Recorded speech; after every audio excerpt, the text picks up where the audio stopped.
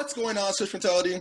Today, I'm excited to be presenting our first ever student athlete panel. And today, we're fortunate enough to have Nelson Thomas, a graduate of the University of New Hampshire, who's also the co-founder of Ecotext, and also Ejaz Causer, who are Queen's University alumnus, who's on his way and pursuing medicine. I'm excited to have these guys on today because not only were they skilled on the field as football players, but they managed to use that platform to catapult them into other endeavors. So guys, I appreciate you guys coming on. Welcome. Thank you. Happy to be here, man. Thanks for having me, man. I really appreciate it. Honored.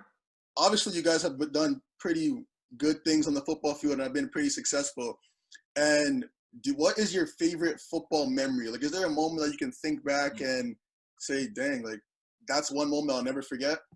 For me, it was my first start at homecoming. I think, like, when I just going on for, like, the first series on homecoming, when you just kind of look up in the stands and you see everyone, it's like a surreal moment, you know, like some type of thing you dream about a little bit. So just taking that all in, like, that was like something I'll never forget, you know? My first memory playing football, I was like, I was right lined up, you know, and basically a 3-eye technique or whatever, busted right through the gap, took the ball from the quarterback before they got the time to hand it off to the running back and ran in for a touchdown. That was like one of my first memories as a football player. And that's when I knew I was like, I love the game. Like, I just love that whole feeling, that sensation that ran through me. Like when I scored a touchdown, made a play like that. Some of these things happened so long ago, Yeah. but when it comes to like your favorite football memories, you can always kind of look back and be like, man, I remember that like it was yesterday. Like I can go to sleep at night and visualize me being there. I can tell you who was on the sideline, what team we were playing, what the score was. Well, like it amazes me every time. And football is the only sport that you practice more than you play. You know, so you know all the preparation that went into getting to that moment and making that play. So it's really, truly special when it happens. Exactly. And obviously each of you guys were skilled enough to be able to get to the university level and make a significant impact for your teams. So that transition, though, from high school to university and being able to be an impact player in both fields, what do you think was the biggest transition? I think the biggest transition going from high school to university is that you have this whole new sense of freedom that you didn't have as a high school kid. And that what that means is that motivation that you have, it has to turn from extrinsic, meaning like your parents and your teachers are kind of on your case to get stuff done, to intrinsic. You know, you kind of have to find it within yourself to get things done. So like if you don't go to class university, no one's going to tell you, hey, you should have gone to class, you know, like that's on you, you know? Mm-hmm. So for me, I think that was a big mentality switch, for lack of a better word. So I think learning that about myself in my first year, understanding that I have that intrinsic drive, like that really shifted my mindset to focusing on that. And then I was able to apply that to football and I was able to apply that to my academics. And it was a learning curve for sure, right? So I think most of us can agree, like your first year is usually your worst year because you're kind of figuring that out for yourself. And like for anyone who's about to start this transition, it's not going to be easy, you know? And you shouldn't, just because it's tough, think that it's not possible, you know? Because everyone goes through those growing pains. But I think it's that motivation switch. You have to realize that all of a sudden you have to take responsibility for yourself. Like you don't have people that are watching over you every step. It's like the first step of growing up. It's all about that accountability. Is huge, right? When you get to the university again, no one's telling you what to do. No one's telling you where to be. It's a little different, I guess, when you're on a team. So you still got the coaches kind of like pushing you, like making sure you go into different things. But it really comes from yourself about what am I going to get out of this experience?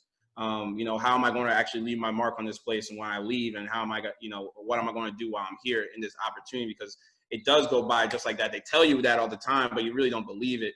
Playing 4 years of ball, whatever that case may be, but really that accountability factor, you have to be self-responsible for all your actions and hold yourself accountable at all times. That's the biggest thing, the biggest transition from going from, you know, being a high schooler, you know, where you got people looking after you all the time to where you're landing now in this place where, you know, it's on you.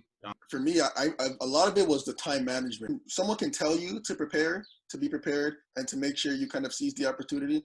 And there's another thing when it comes to going there and being able to go to class and go to practice and go to workouts. And I still remember to this day when they handed me a playbook about this thick. And I just came from a program where our playbooks were about this thin. Yeah. So I was like, looking at coach, looking at around the players, like, is this the standard? You know, I thought I was just here to run fast and play ball, you know? So there's little things like that where it takes a while to get acclimatized to the situation, you know? And I think those transitions are normal. And it's just a fact of like being able to not only experience them, but as you do, kind of finding ways to grow from those experiences. And another big thing that I realized as a football athlete is that there's a lot of highs and lows. Like there's some days when I walk out of practice or games and I'm feeling amazing, you know? Yeah. And there's other days where I'm like, man, do I love this game? You know? How badly do I want to play, you know? And there's no, like, when you're playing at the highest levels too, when you're playing at the collegiate level too, it's a demand, right? And you got to really, I mean, it's really going to be tested at times. And no, every football player, they go through 5 years of playing high level football, and they tell you they've never questioned that, had that question run through their mind.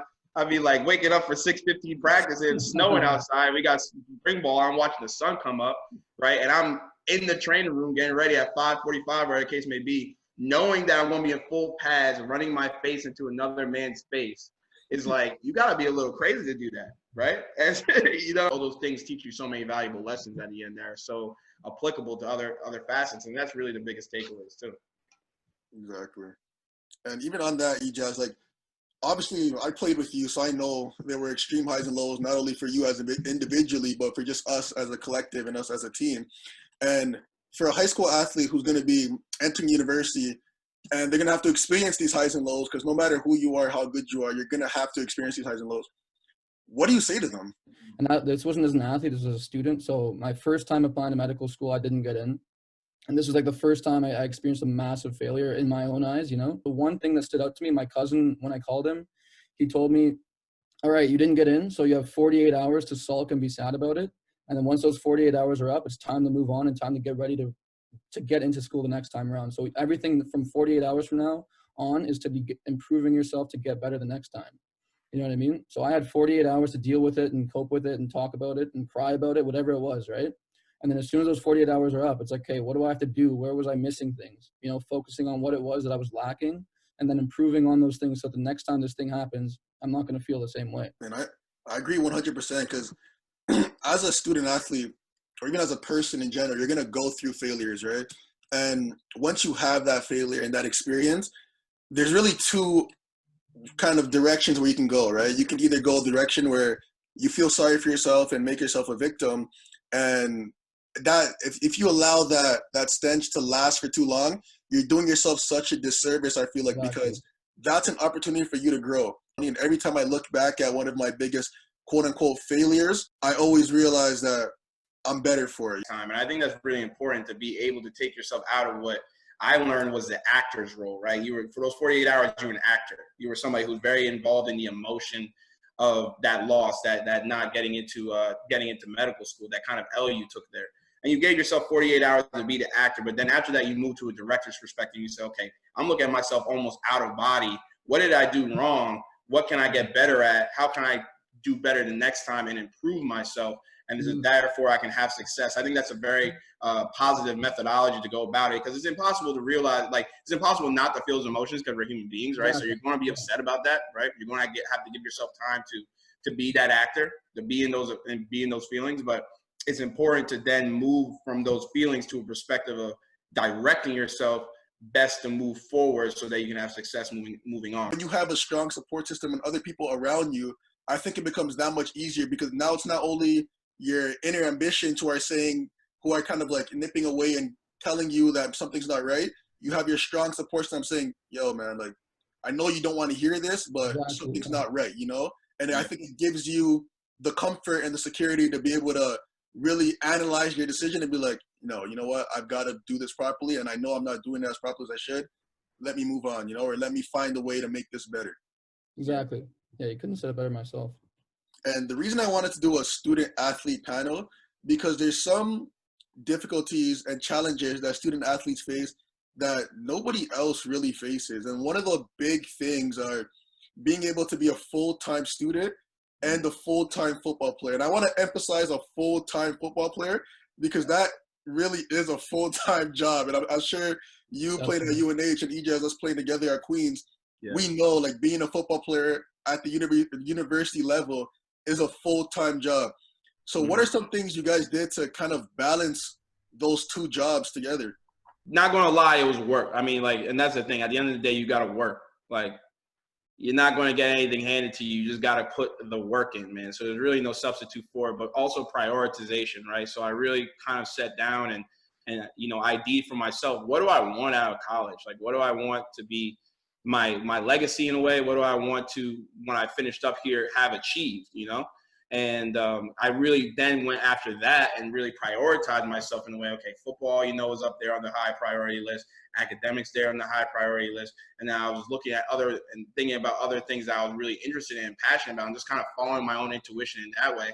And I was like, okay, I want to be able to kind of get involved in these other things. And that's how I fell into Ecotech and some other internship opportunities and being involved heavily within the Student Athlete Advisory Committee. But really, it was a prioritization, right? Labeling out what's most important and drowning out the distractions in the other way. We talk about hard work, we talk about all this stuff, and it's definitely crucial, right? You need to have those things to succeed. But you're going to university, I think it's important to understand that all of us who have gone through and we've been successful, we still had a good time. You know what I mean? You still have to live your life.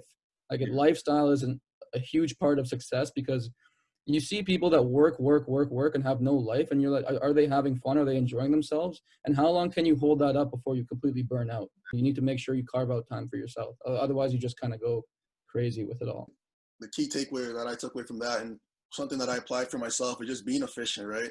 And understanding that, yeah, we all have 24 hours in a day, but if I spend 12 hours of my day doing 50% work and giving myself 50% effort, I didn't really use that time productively, for someone else that spends 4 hours going 80, 90%, 100%, whatever it is, although they spent less time working on their craft or their project or whatever it is it may be, they've probably got more work done because they were more productive and efficient during that time. Mm-hmm. And going to school with Ejaz, I know how he loved that recreational aspect of it. So it's definitely something that you want to incorporate. And even now that we're on the topic of like education, how did you manage to choose your major? Because I think that's something that is not really talked about as much, and obviously it's something that every single university kid, athlete or not, has to go through. And I kind of just drifted towards communication. So I had a good idea at first. I thought I wanted to do business focused at first, and I took one econ class and realized this is not something I want to be a part of at all. Right. But, I was really drifted towards, media studies. I kind of was really in that world and interested in that world prior to school. So I kind of had a good feel before getting into school. And it just took little preliminary research before I got in there to really understand, okay, what would suit me best and what lane would be, most advantageous for me to go into. I just made sure I kept my doors open, and then when I got to university, I think one big piece of advice for first year students is like, don't just take the bird courses because they're the bird courses. Take a course that might interest you, that you don't really know if you're interested or not. Like, stir your own curiosity and see if you enjoy it.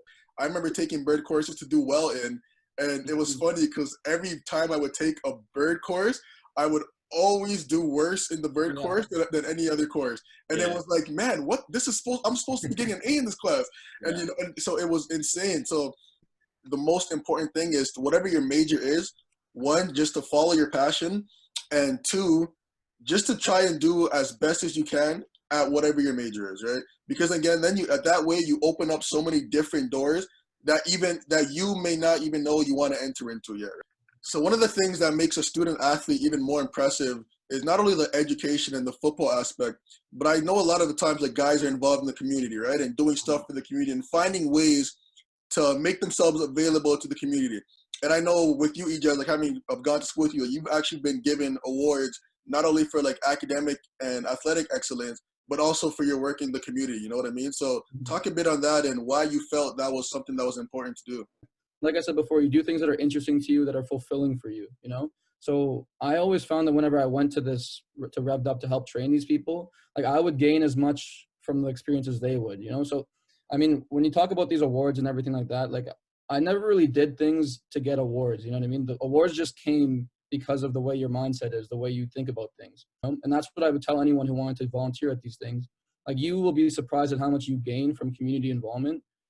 That's more than just putting things on an application, listing things for an award.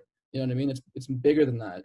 I think that's exactly it. And even Nelson, with you, like, I know you're very involved, whether it be with mental health or with your Becoming More podcast. Like, you help push that message, not necessarily because it benefits you, but because it makes you happy, or you get something out of helping other people realize their full potential, you know? So talk about whether that be your podcast or you being an ambassador of mental health or any other community initiatives you've done, and what made you not only want to start them, but to want to stay involved in them and to really help give back to the community.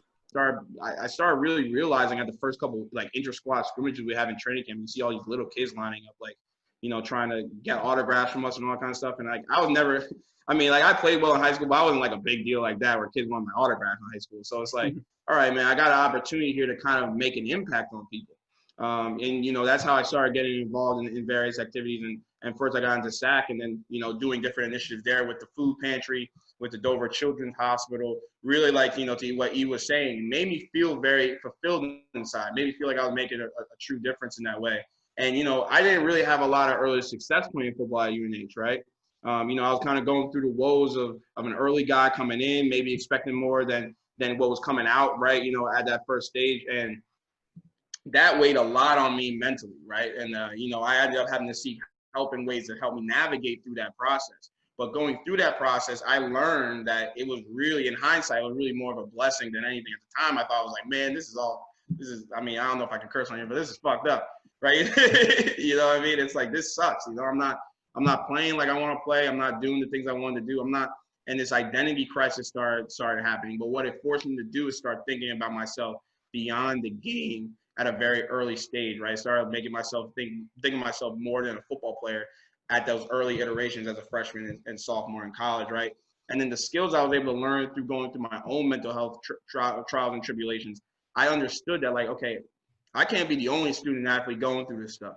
You know what I mean? So that made me want to be able to use my platform in that way and make an impact on the rest of the student athlete community and the athlete community at large, and student population at large, and like really spread that message of saying that it's okay to not be okay all the time, you know, and that we as human beings go through these processes all the time, but it's important and not to think that we have to avoid them because they're inevitable, but rather giving ourselves a toolkit to best be able to deal with them in the moment, build it brick by brick until we're on the other side. Exactly.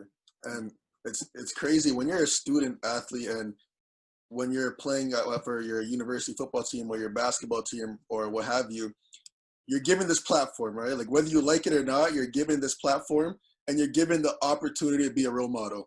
Yeah. And the impact that you can make, and you may not even see it, right? Like you might just be able to do a high school visit and just talk to a kid that maybe a kid that looks like you, a kid that has a similar drive as you, and your words can have such a large impact just because you decided today I'm going to go out and speak to a kid in high school. But even if you play as long as Tom Brady, God willing, and you're like 45, 50, with modern medicine, you still got another 50 plus, 60 years to live, right? That's a really long time, and you're going to have to know who you are outside the game to really have a longevity, fulfilled life. And I think all the ones that we look at as being icons, most notably in my mind that sticks out is Kobe Bryant.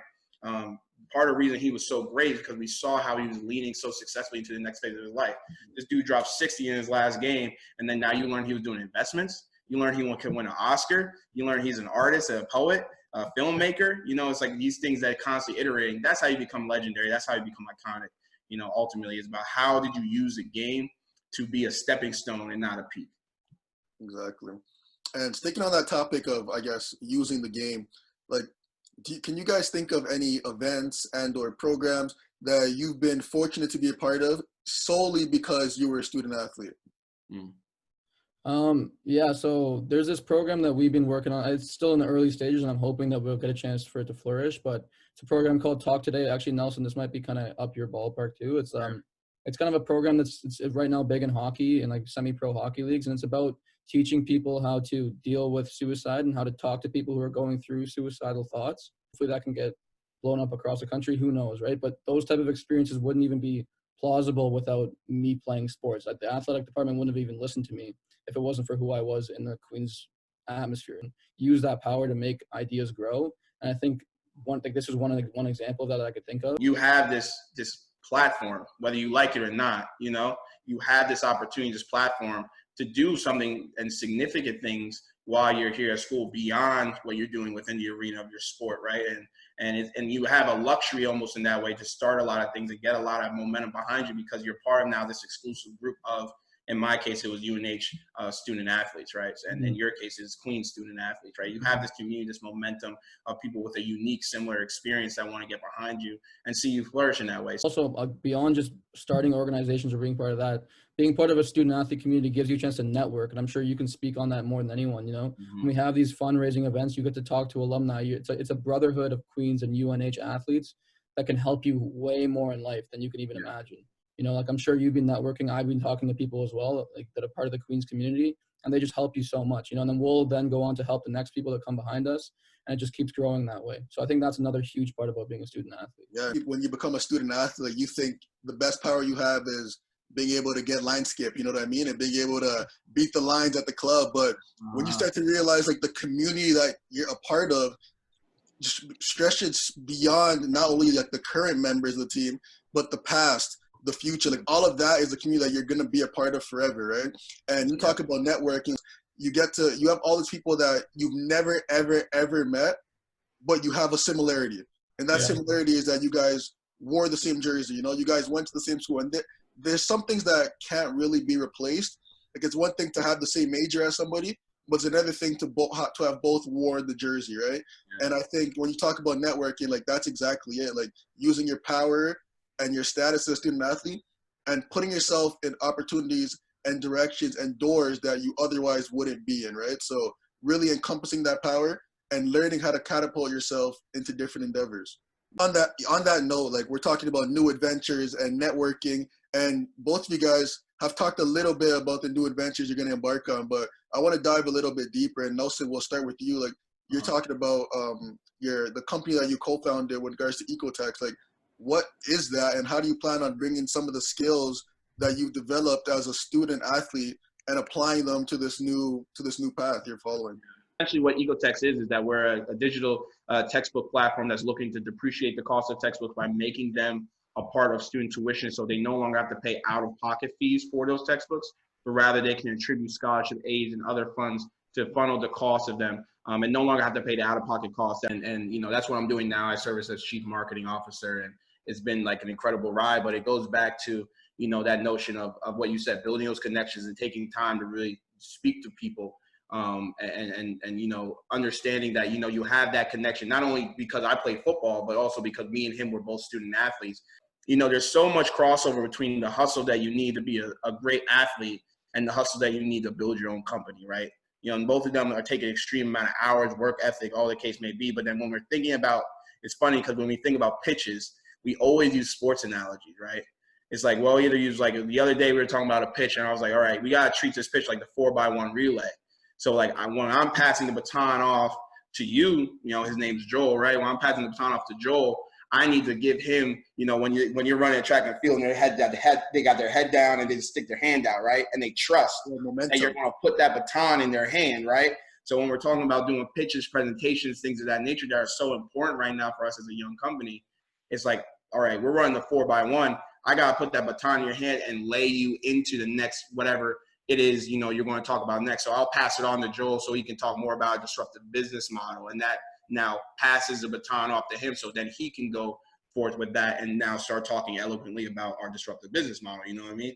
And even, you know, but we always use those different sports analogies and understanding that it's all process driven, understanding that proper preparation prevents the poor performance, and that, you know, consistent actions breeds consistent results. Right. And these are things that I learned through sports that I'm just carrying over right now to what the work I'm doing now, and making sure that I'm consistent in my habits if I want consistent results. It's just so my next chapter, I just got accepted to medical school in McMaster. So I'm going to be starting up in McMaster in August. I've always kind of taken it one step at a time, in the sense that for me, it was medical school was the next checkbox. And I wasn't trying to let myself get ahead of myself and think beyond what medical school was. So I knew it was competitive to get in. So all my focus was on getting in. So people have always been asking me, well, what type of doctor do you want to be? I have no idea. You know what I mean? I haven't thought that far. I thought about getting into here, and now I've been here for a week and a half and I don't know what I'm going to do, you know? So right now I'm kind of in that transition period again where I don't know. And it's a bit scary, you know what I mean? When you're in this limbo area where you don't know what your next step is, but I'm going at it with an open mind. I'm going to take the courses I find interesting, and I hopefully can find my passion, and then I'll be able to chase down whatever the next goal is. So that's kind of my next step. I think it's interesting when you talked about you're going to this transition phase again, you know, but I think what helps you this time or causes you to be a little bit more confident is that key word of again. It's something that you've had to deal with, you know, something that you've been able to kind of follow this process with already, and like you turned out kind of fine. Like after, like you turned out fine, you know. So I think having that previous experience, whether it be with football or like with your med school applications, and taking those failures and turning them into lessons, I think that helped prepare you for like your new path. I'll share a story with you guys, man. It was like on that same note. This past year, I was fortunate enough to attend the Forbes Under 30 Summit in Detroit, Michigan, right? And it so happened it was mid-season, right? We had just finished up playing. I want to say we just got back from Stony Brook or so. We were getting ready for Villanova, but it was in between a bye week, right?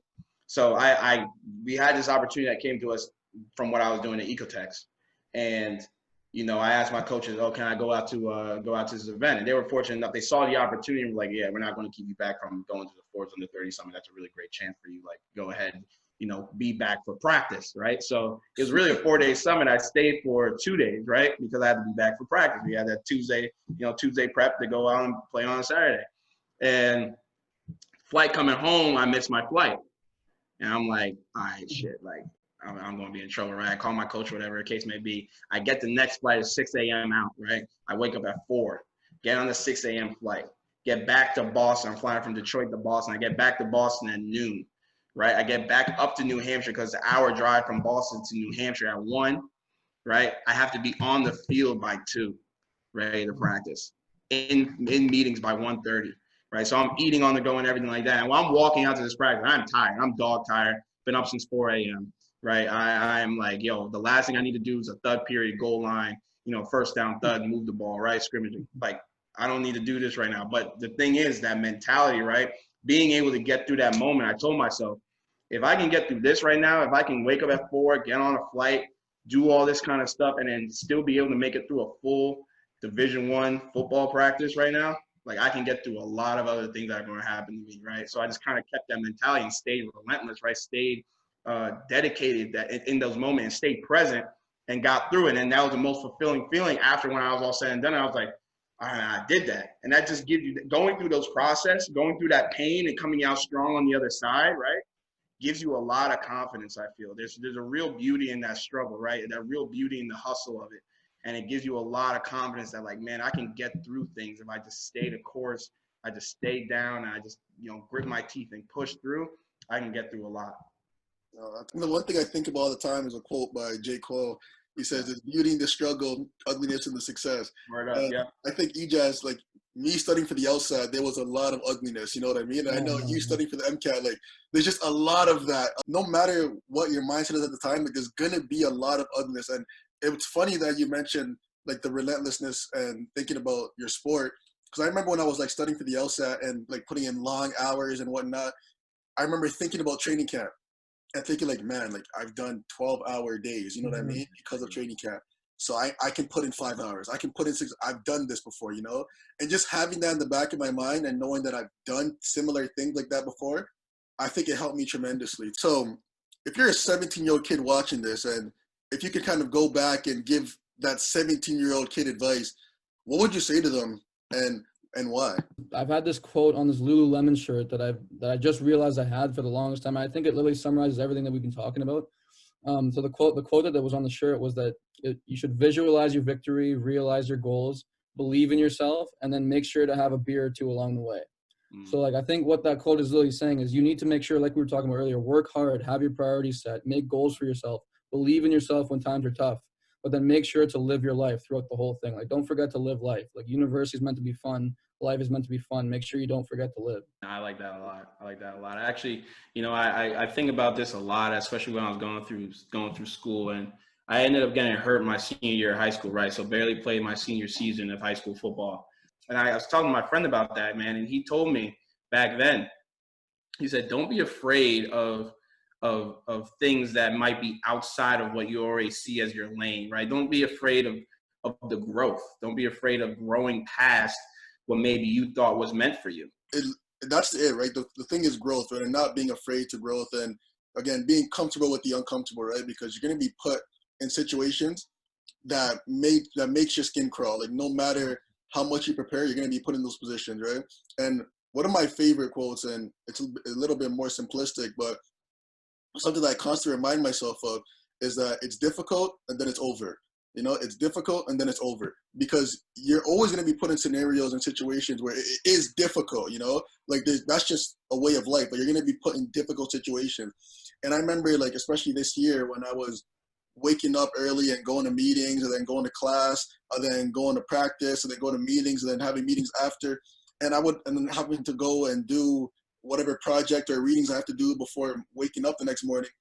I would be reminding myself, it's over and then it's difficult. It's difficult and then it's over. It's difficult and then it's over. I'll just be reminding myself that, just to kind of give myself that reinforcement that, you know what, you've been through tough times and you've been through tough scenarios, but you've been able to come out on the winning end. And I know that because I was able to be a varsity athlete, right? And just having those experiences, I think, were just so significant to me because it allowed me to allude to something that has actually happened in reality, you know? Mm-hmm. So fellas, I just want to thank you, both you guys, for coming on, talking about the things that you learned as a student athlete and really applying those skills, not only to like your everyday life, but just to yourself as a person and to you and the way you manage to move and just different aspects and different direction you're willing to follow because you're able to learn all these new lessons through being a student athlete. So I appreciate you guys coming on and sharing that message. And I think a lot of student athletes are going to be able to get a lot from this, because coming in as a 17, 18, 19, whatever, however old you are, and going into university, there's a lot of unknowns, you know what I mean? So having something like this of guys who have been through it and have come out on the winning end, I think it'll be really beneficial. So I appreciate you guys coming out. Yeah, man. And if anyone has any specific questions, like, feel free to reach out too. Like, because I'm sure Nelson feels the same way. We have time to help out anyone individually as well. So. Yeah, man. Yeah, I'm sure Chris will link the socials here, man. But my DMs are open, guys. If you guys want to connect with me in any kind of way, I'm here to help everybody, and follow me on the different platforms and such, so we can connect and all those different great things. But Chris, thanks for having us on the show, man. I really appreciate this message, this platform that you're providing to student athletes and beyond. I mean, it's important to really understand, and give our those coming behind us the confidence to feel that, I can become more, I can be more than what is present right now for me in this game. And I'm constantly on a progression of growing and iterating myself in that way. So, thanks for spreading that word, man. And thanks for having us on, and thinking we're some competent young people that can talk about such deep topics. Thank you, Switch Mentality, for watching and tuning in.